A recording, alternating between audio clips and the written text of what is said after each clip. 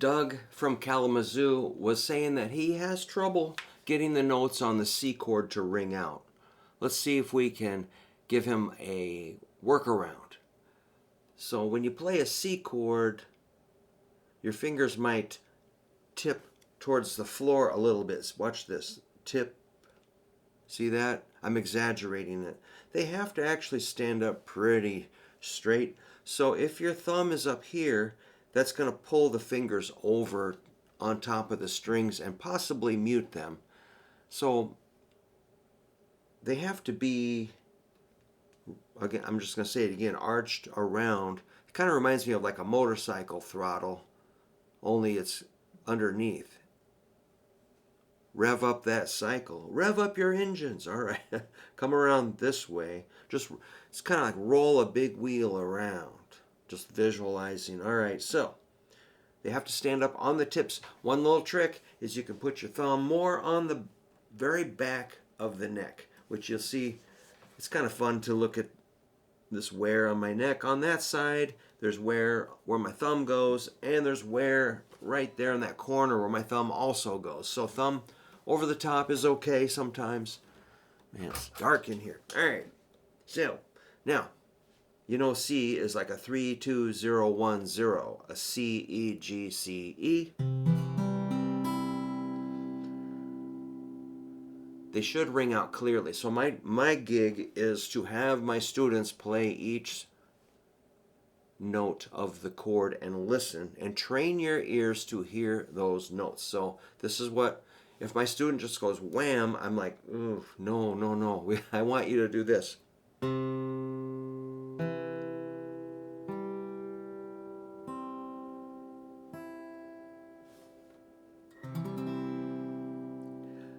Not, okay, so I'm just letting my pick, watch my picking hand, I'm just going to do rest strokes where I play the 5th string and it drops. Just let gravity drop and sit on that D string. There it sits. When I'm ready, I'll push it forward to the next string. When I'm ready, I'll push forward a little bit, let it drop and sit, rest on the B string. Then when I'm ready, let it drop. I think that's, yeah, that was the B string, and then the 1st string, E. So I kind of let gravity pull me through with control versus bashing the thing. So then when we do that, we can hear every string.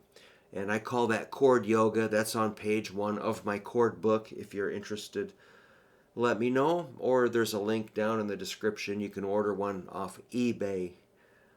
And we do this chord yoga thing where we play the chords really slow and listen and train your ears to hear what makes a chord. If you think of a chord as like wham, it's like, yeah, it kind of could be. It is.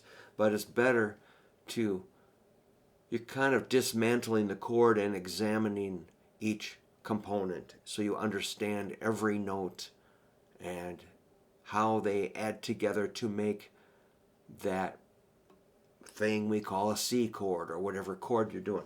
Now, here's one more trick. The problem sometimes is spreading out your fingers or thick fingertips. You just got to stay with it. Sometimes I have students with kind of, my fingers I'm pretty small. Sometimes guys have larger, thicker fingers or maybe weird fingernails or something about the geometry of their hand. Basically, just stay with it. Don't give up. You might get really frustrated. You might have to do it like 20 times every day for 2 months, and then, pow, it'll happen. I'll watch a student struggle for maybe 6 months, then all of a sudden it starts working. Maybe a year. Everybody's different, but I never give up on my students. Okay, one more trick on the C chord. If that's stressing you out, just drop off your pointer finger. Now you got a C major 7. Listen to this. Like Tales from the Riverbank or something, It's like the Bee Gees or Air Supply. Major 7 kind of makes me tired.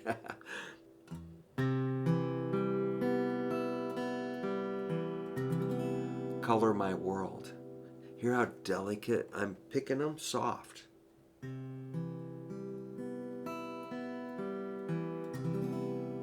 When you strum, try to just float it across there. Of course, I have all these corny visualization. Imagine a leaf falling out of an oak tree and watch it slowly spin to the earth. I'm sorry.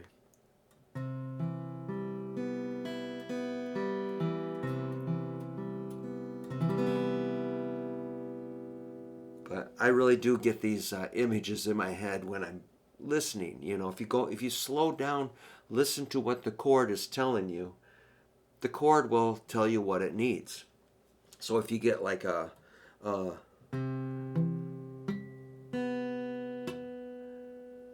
something of your hand is touching the strings. So you just have to adjust. Keep adjusting and you'll get it. So that's a C major 7. It might help take some of the pressure off so you can at least get some strings ringing. If these 5 strings ring out, you're halfway there. Now just add the pointer. Of course, you could do it the other way. Remove your ring finger. Now you've got an A minor 7. A minor 7. Back to C. Let's go to C major 7.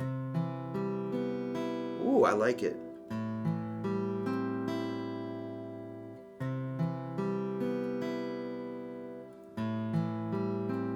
Keep your middle finger anchored. All right, man. I hope I'm not driving you crazy, but these are little things, man. I work with students all the time, and I watch them kind of struggle. I'm like, well, how can we help this guy to get over this hurdle? So I come up with all these funny little tricks. I think that's a pretty good little idea. Well, if you could subscribe to my channel, that would be amazing. Remember, I'm not AI. I'm a real guy.